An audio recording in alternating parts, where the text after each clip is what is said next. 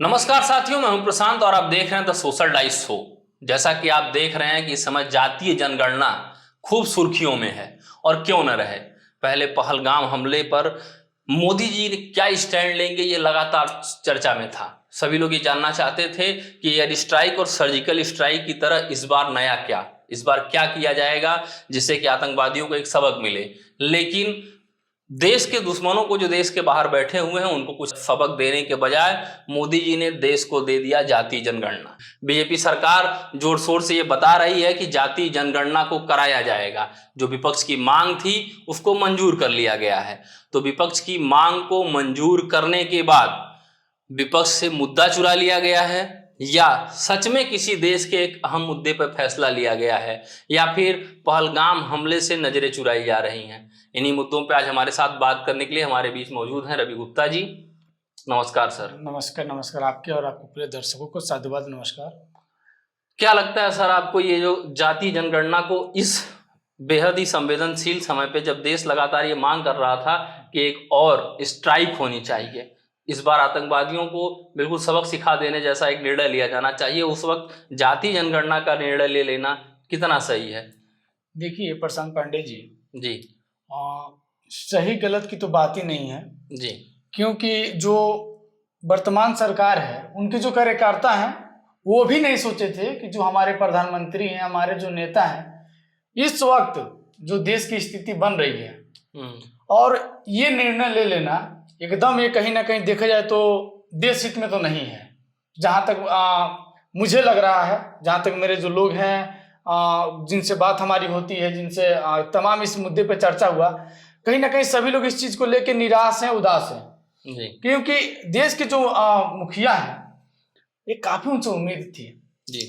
जब मधुबनी में जी। बड़े मंच से नरेंद्र मोदी जब कहे, हमारे प्रधानमंत्री कहे कि मिट्टी में मिला देंगे, समझिए कि एक बहुत ही अंदर गर्व करने वाली बात है कि हमारे जो प्रधानमंत्री हैं बहुत ही मजबूत प्रधानमंत्री हैं, कुछ तो इस पे करेंगे। लेकिन जिस तरीके से हम देखते आए हैं कि बीजेपी मुख्यमंत्रियों के चुनाव पे लगातार अचंभित करती है, एक नया मुख्यमंत्री के पद पे एक नया चेहरा ला के रख देती है कि ये बनेंगे इस राज्य के मुख्यमंत्री।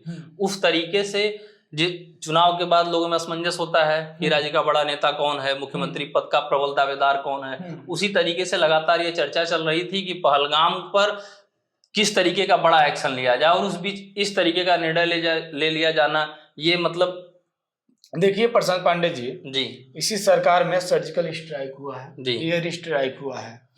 कहीं ना कहीं जो देश के लोग हैं, जो एक आशा कर रहे थे कि मोदी जी कुछ ना कुछ अच्छा करेंगे, और जो एक देखा जाए तो निर्दोष लोगों को मारा गया, इसके लिए सभी लोग उदास थे, निराश थे, और कहीं ना कहीं उनका ऐसा मन में था कि हमारे जो मुखिया हैं इस चीज पे सोच रहे हैं, विचार रहे हैं, और जो भी निर्णय लेंगे वो देश हित के लिए होगा, काफी अच्छा होगा, इससे लोग कहीं ना कहीं काफी खुश भी होंगे। लेकिन ऐसा वो निर्णय लेते हैं कि उनके ही पार्टी के कार्यकर्ता कई जगह मतलब विरोध तो नहीं कर रहे हैं, लेकिन अंदर से वो काफी निराश है। क्योंकि बीजेपी में आप देखे होंगे प्रशांत पांडे जी, एक मुखिया है, जो निर्णय लेगा वही उसी रास्ते पे चलने वाले कार्यकर्ता होते हैं अपने नेता के खिलाफ। सबसे अच्छी बात बीजेपी में ही देखने को मिला, बीजेपी में लोग अपने नेता के खिलाफ नहीं जाते हैं।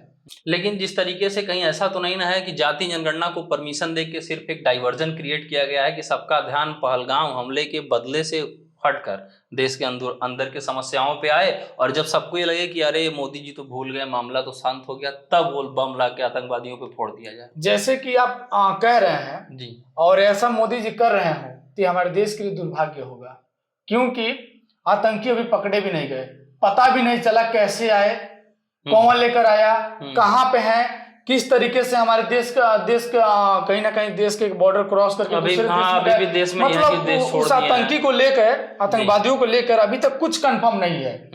लेकिन उसी बीच में ये निर्णय ले लेना जातीय जनगणना को लेके, ये कहीं ना कहीं जब ऐसा होगा, समझिए बहुत दुर्भाग्य की बात है, बहुत विडंबना की बात है। देश जिस तरीके से आक्रोश में था, उबाल में था, उसको शांत करने के लिए निर्णय डाइवर्जन के तौर पे तो नहीं लिया गया है। शांत करने का मतलब था कि आप देश के मुखिया हैं और आप एक फोन कॉल पे फोन करते हैं और कहीं दूसरे देश के, अदर प्रदेश के आप युद्ध रुकवा देते हैं। लेकिन जब अपने देश में इतनी बड़ी घटना घटती है, निर्दोष 26, 27, 28 ऐसे संख्या दी जा रही है, कंफर्म नहीं हो पा रहा है कि 27 है कि 26 है कि 28 है, क्योंकि जहां जहां आप उसको पढ़ेंगे अलग अलग, जैसे हम सर्च कर रहे थे तो कहीं 26 संख्या दिखा रहा है, कहीं 27, कहीं 28 दिखा रहा है नेशनल मीडिया पे।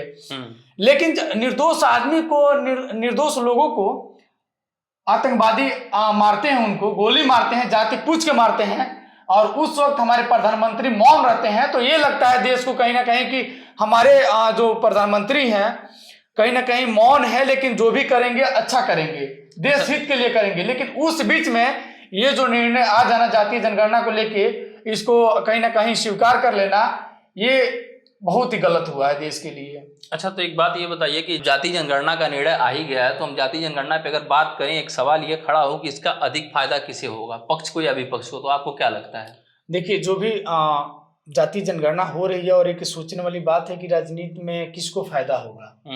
चुनाव आगे विधानसभा की हो रही है, बिहार विधानसभा चुनाव आ गया है, बिहार विधानसभा तो है ही, जातीय जनगणना होती है तो लगभग जितने रीजनल पार्टी हैं, जितने रीजनल क्षेत्रीय पार्टी हैं, जो कि कई जगह सरकार में भी हैं, जैसे कि ममता बनर्जी आप देख सकते हैं वेस्ट बंगाल में, या बात करें उत्तर प्रदेश के जो अखिलेश यादव हैं, पीडीए के नाम देते हैं, पीडीए का नारा लगाते हैं।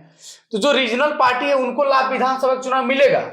लेकिन जब बात आप लोकसभा करेंगे तो लोकसभा में जातीय जनगणना जो होगी, जो पीडीए की बात होगी, जब ओबीसी की बात होगी, जब एससी एसटी की बात होगी, तो वोट कहीं ना कहीं कन्वर्ट हो जाएगा बीजेपी की तरफ, तो ये जो राष्ट्रीय पार्टी की तरफ कन्वर्ट हो जाएगा। उसमें सिर्फ लड़ाई में दो लोग रहेंगे, कांग्रेस और बीजेपी।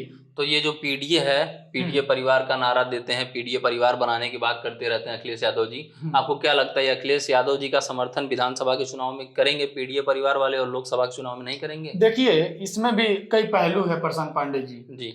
बहन मायावती मजबूती से चुनाव लड़ जाती है, तो जो पीडीए का नारा दिया गया है ना, पिछड़ा दलित अल्पसंख्यक, दलित अधिकांश वोट काट ले जाएंगे बहन मायावती, क्योंकि बहन मायावती अभी तक चुनाव मजबूती से लड़ी नहीं है। 2-3 चुनाव में आप देख सकते हैं, लोकसभा या विधानसभा, पता ना अब क्या वजह है, वजह तो नहीं बता सकते हैं, लेकिन मजबूती से चुनाव नहीं लड़ रही है।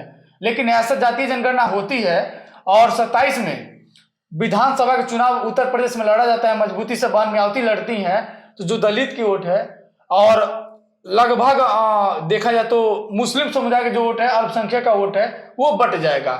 लेकिन जब दलित की वोट की बात होगी तो अब पहले वाला सिस्टम नहीं रह जाएगा भैया। पहले क्या था कि दलित के नाम पर सिर्फ एक ही नेता थी, बहन मायावती, कांसीराम। लेकिन कांसीराम को फॉलो करने के लिए एक और नेता पैदा हो चुका है, जो नगीना से वर्तमान में सांसद हैं, चंद्रशेखर आजाद, जो कि सबसे कम समय में सबसे शानदार यूथ में अपना फैन फॉलोइंग बनाने वाला व्यक्ति है। तो ये जाति जनगणना का लाभ उठा करके चंद्रशेखर आजाद कितना आगे बढ़ सकते हैं, और बसपा अपने आप को दोबारा कितना स्टेबलिश कर सकती है? वही चीज हो जाएगा सर। देखिए, बात विधानसभा करेंगे, जो दलित की अब वोट बट जाएगी, वो कुछ वोट जाएगी समाजवादी में जाएगी, कुछ वोट जाएगी बसपा में, कुछ वोट जाएंगे चंद्रशेखर के पास, कुछ वोट जाएंगे बीजेपी के पास, क्योंकि बीजेपी के पास वोट रहेगा ही रहेगा दलितों का। उसका वजह ये है प्रशांत पांडे जी, जो भी सरकारी योजनाएं हैं, जैसे कि राशन वगैरह को लेकर बात कर लीजिए, छोटी छोटी जो सरकारी योजनाएं दी गांव में, उससे काफी लाभ मिला उन लोगों को, दलित लोगों को, खाने पीने राशन वगैरह को लेके, और उस चीज से काफी वो लोग सहमत भी हैं सरकार से। बहन मायावती चुनाव लड़ती है तो दलित का वोट ये नहीं कि एक तरफा पहले जैसे होता था 2005, 7, 8, 10, 12 तक हुआ, ऐसा कुछ अब ऐसा कुछ माहौल होने वाला नहीं है। अब दलित का वोट समझिए कि इससे बट जाएगा, बीजेपी में जाएगा। पीडीए का नारा दिए अखिलेश यादव, दलित में इस बार कम, उनके पास कम से 10, 12, 15 सांसद हैं, मतलब ठीक ठाक संख्या है दलितों का इस बार। दलितों का कहीं ना कहीं वो इस वक्त एक तरीके से देखा जाए तो दलितों के हक में लड़ाई भी लड़ रहे हैं। तो दलित का वोट कुछ ना कुछ समाजवादी में जाएगी, कुछ बहन मायावती पर जाएगा, कुछ जाएगा उनके पास, बीजेपी के पास। तो दलितों का वोट बैंक तो पहले से बटा हुआ है, और ये बटा हुआ वोट बैंक मायावती के पास अब रह नहीं गया है। तो क्या जाति जनगणना के बाद ये बटा हुआ वोट बैंक इकट्ठा होकर फिर से मायावती के पास चला जाएगा? हम वही कह रहे हैं प्रशांत पांडे जी। अब जैसे पहले की जो स्थिति थी कि दलित का वोट एक तरफा बहन मायावती में चले जाना, अब वो ऐसा कभी नहीं होगा। अब ऐसा जाति जनगणना होती भी है तो दलित का वोट सिर्फ बसपा में नहीं जाएगी, बीएसपी में नहीं जाएगी, वो बटेगा ही बटेगा। क्षेत्रीय पार्टियां जो क्षेत्रीय पार्टी हैं, जैसे वही हम आपसे बता रहे हैं, जैसे कि समाजवादी, फिर आपके नगीना से सांसद जो है चंद्रशेखर आजाद जी, कुछ वोट चला जाएगा बीजेपी में, कुछ वोट आएगा बहन मियावती के पास। तो मतलब ये जाति जनगणना लागू होने के बाद वोटों का बंटवारा और अधिक हो जाएगा। वोटों का बंटवारा हो जाएगा, व्यक्तिगत एक तरीके से देखा जाए किसी पार्टी को लाभ मिलना किसी एक वर्ग से, किसी एक समाज से, तो अब ऐसा नहीं होने वाला है। तो मतलब एक पार्टी बहुमत लेकर सत्ता में नहीं आ पाएगी? बिल्कुल नहीं आ पाएगी, क्योंकि राजनीति में अब लगभग सबको पता चल गया है कि हमको हर वर्ग से, हर जाति से, हर समुदाय से हमको वोट चाहिए, हर समाज के कुछ लोग हमारे पास हों। अब कोई भी, अच्छा इस वक्त आप देखिए अखिलेश यादव का एक नाम चलता था कि यादव का सरकार है, ऐसे आप नेशनल मीडिया में कई जगह सुने होंगे, लेकिन यही लोकसभा चुनाव 2024 में हुआ है, सिर्फ 5 यादव सांसद उनके यादव समुदाय के सांसद है, जो उनके परिवार के ही हैं। ज्यादातर देखेंगे तो मुस्लिम समुदाय के हैं, लेकिन अधिकांश आप देखेंगे तो वो हैं दलित समाज के। तो ये फिर ये MY फैक्टर के बारे में भी आप कह रहे हैं कि ये MY फैक्टर भी, Y तो नहीं है बटना है, M बटेगा? देखिए अब इसमें भी 2 पहलू है, Y लगभग नहीं बटेगा, लगभग वही मैं भी कह रहा हूँ। लेकिन जो वर्तमान में बीजेपी अपना स्थिति बना रही है, जो माहौल क्रिएट कर रहे हैं पूरे देश में भारतीय जनता पार्टी, जो कुछ जैसे कि यादव समुदाय का वोट कट रहा है, बीजेपी में जा रहा है। 2024 में लोकसभा की चुनाव थी, हम लोग लखनऊ में पत्रकारिता कर रहे थे जी, और उस वक्त मोहनलालगंज, जो लखनऊ लोकसभा के जस्ट बगल में लोकसभा लगता है, मोहनलालगंज, वहां पे मोहन यादव को बुलाया गया और यादव महासभा कराया गया। उसका वजह सिर्फ एक ही था कि यादव समाज हमारे बीजेपी में भी आए, उनको ऐसा लगे कि नहीं हमारा जगह बीजेपी में भी है। सुभाष सिद्धवंश, आपको कहीं ना कहीं जानकारी होगी, सुभाष सिद्धवंश वर्तमान में MLC हैं और उत्तराखंड के प्रभारी भी बने थे वो सुभाष सिद्धवंश। दिनेश लाल निरहुआ, दिनेश लाल निरहुआ यादव जी, वो भी सांसद बने थे। खेल मंत्री जो है जौनपुर वाले, वो भी इस समय मंत्री हैं, खेल मंत्री वर्तमान सरकार में। तो कहीं ना कहीं भारतीय जनता पार्टी का ये नहीं रहा कि किसी एक वर्ग की वोट मिल रही है। भारतीय जनता पार्टी के पूर्ण बहुमत से सरकार बनने की सिर्फ यही वजह है कि उनको जो वोट मिल रहा है ना, वो हर वर्ग का वोट मिल रहा है। हरियाणा और महाराष्ट्र, आखिरी सवाल मैं पूछूंगा आपसे, हरियाणा और महाराष्ट्र चुनाव में बटोगे तो कटोगे का नारा खूब तेजी से चला। इस जाति जनगणना के लागू हो जाने के बाद बटोगे तो कटोगे पे क्या प्रभाव पड़ेगा? प्रभाव ये पड़ेगा, जैसे मोदी जी को जितनी गंभीरता से अभी तक लिया जा रहा था जी, मोदी जी यही महाराष्ट्र चुनाव में कहे थे बटोगे तो कटोगे, इनडायरेक्टली मतलब कि जाति जनगणना के खिलाफ थे, पूरी भारतीय जनता पार्टी के खिलाफ थी, क्योंकि यह मुद्दा विपक्ष वाला होता है, इंडिया अलायंस का था। लेकिन उस चीज को पता ना क्या इनके बीच में बातें हुई, क्या बैठक हुई, क्या बैठक में चर्चा चली कि अचानक वर्तमान की जो सरकार है भारतीय जनता पार्टी, वो स्वीकार कर लिया कि नहीं हम जाति जनगणना कराएंगे। बल्कि जनगणना हुई थी 2011 में और उसके बाद से जनगणना नहीं हुई थी। लेकिन इस बार कहीं ना कहीं जो मोदी ये चीज को स्वीकार किए हैं, अब इसका क्या वजह निकल के आएगा, क्योंकि मोदी जो भी निर्णय लेते हैं उसका कई मतलब निकाला जाता है, उसका कई मतलब निकल जाता है। हाँ, इस सरकार पे सवाल खड़ा इसलिए हो रहा है, होना भी चाहिए, कि जब बिहार में सरकार बनी थी, तेजस्वी और नीतीश कुमार की गठबंधन की सरकार बनी थी, 17 महीने की जब सरकार रही थी, उस वक्त दोनों लोग की सहमति थी कि जातीय जनगणना होनी चाहिए। अब बिहार में जातीय जनगणना हुआ भी, लेकिन जातीय जनगणना होने का 1% कोई कहा जाए कि लाभ मिला किसी व्यक्ति को, तो लाभ नहीं मिला। तो जो लोग देखेंगे पढ़े लिखे वर्ग के हैं, उनका ये मानना है कि जातीय जनगणना से कोई लाभ होने वाला नहीं है, कहीं ना कहीं देश के लिए एक हानि है, ये देश के लिए हानि है। लोग जाति में आपस में लड़ना शुरू कर देंगे, आरक्षण की बात करेंगे, मतलब तमाम समस्या खड़ी हो जाएंगी जाति जनगणना से। इसीलिए मैंने सबसे पहले आपसे पूछ लिया था कि जो मास्टर स्ट्रोक बताया जा रहा है, ये कहीं लोगों का ध्यान खींचने का कोई तरीका तो नहीं हो सकता है प्रशांत पांडे जी। पहलगाम इतना नेशनल मीडिया पर पेपर पढ़िए आप, या नेशनल मीडिया खोलिए, टीवी खोलिए, मोबाइल खोलिए, तो केवल पहलगाम चल रहा था। पहलगाम चलने की देखिए प्रशांत पांडे जी वजह है, मोदी जी पर बहुत लोग टकटकी लगा के देख रहे थे, भरोसा था कि मोदी जी कुछ ना कुछ करेंगे, अच्छा करेंगे। एज एग्जाम्पल, जैसे कि एयर स्ट्राइक, सर्जिकल स्ट्राइक, ऐसे कुछ लोग मन में था, और नेशनल मीडिया क्या ही बात करें, वो दिखा भी रही थी युद्ध कल चालू हो जाएगा, युद्ध अब चालू हो जाएगा, मोदी बैठक कर रहे हैं, मोदी ये कर रहे हैं, मोदी वो कर रहे हैं। ऐसा लग रहा था मोदी बहुत बड़ी कोई ना कोई वो करने जा रहे हैं, इस पे एक्शन लेने जा रहे हैं। नेशनल मीडिया के ग्राफिक्स में तो हाँ, हवाई जहाजें उड़ान भर चुकी थी, टैंक निकल चुके थे। हाँ, ऐसे कई नेशनल मीडिया पर ग्राफिक्स के माध्यम से देखे होंगे। तो लोग टकटकी लगा के मोदी को गंभीरता से देख रहे थे, मौन थे, वो लोग मौन थे क्योंकि सरकार पे भरोसा था। लेकिन इसी बीच में जो सरकार निर्णय ली है जातीय जनगणना की, इससे लोगों में कहीं ना कहीं खलबलाहट आ गया है और सोशल मीडिया पे बहुत ही मजाक बन रहा है।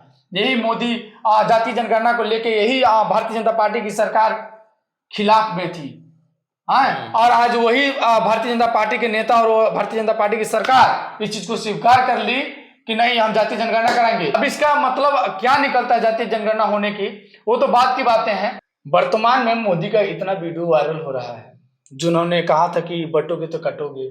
मधुबनी में जैसे कि अभी रैली किए, उस वक्त कहे कि मिट्टी में मिला देंगे पहलगाम हम लोग लेके। तो देश को कहीं ना कहीं जो देश के लोग हैं उनको भरोसा था, कि विश्वास था अपने प्रधानमंत्री पर कि हमारे जो प्रधानमंत्री हैं बहुत मजबूत हैं और जो भी निर्णय लेंगे पहलगाम को लेके वो कहीं ना कहीं देश हित के लिए होगा। विश्वास था, अब टूट गया है। लेकिन वर्तमान की जो स्थिति है, अब नहीं लग रहा है कि लोग उन पे भरोसा उतना कर पाएंगे जो पहले जितना लोग करते थे। अच्छा, पहले जो माना जाता था कि मोदी है तो मुमकिन है, मोदी ने वार रुकवा दी, मोदी की एक ग्लोबल छवि है, वो अब लोगों का भ्रम टूटा है, विश्वास टूट चुका है लोगों का, लगभग टूट चुका है, क्योंकि लोग इतना विश्वास किए थे। और इस वक्त जो देश एकदम पूरा मौन था, सदमा में था, सरकार पे एक भरोसा था। सरकार इस वक्त इस तरीके का निर्णय ली, ये कहीं ना कहीं सोचने वाली बात है, देश हित में सोचने वाली बात है। तो ये थे रवि जी से आपने सुना जातीय जनगणना और सरकार के इस अचानक लिए निर्णय के बारे में। बाकी बने रहिए देश के मुद्दों के विश्लेषणात्मक जानकारी के लिए हमारे साथ।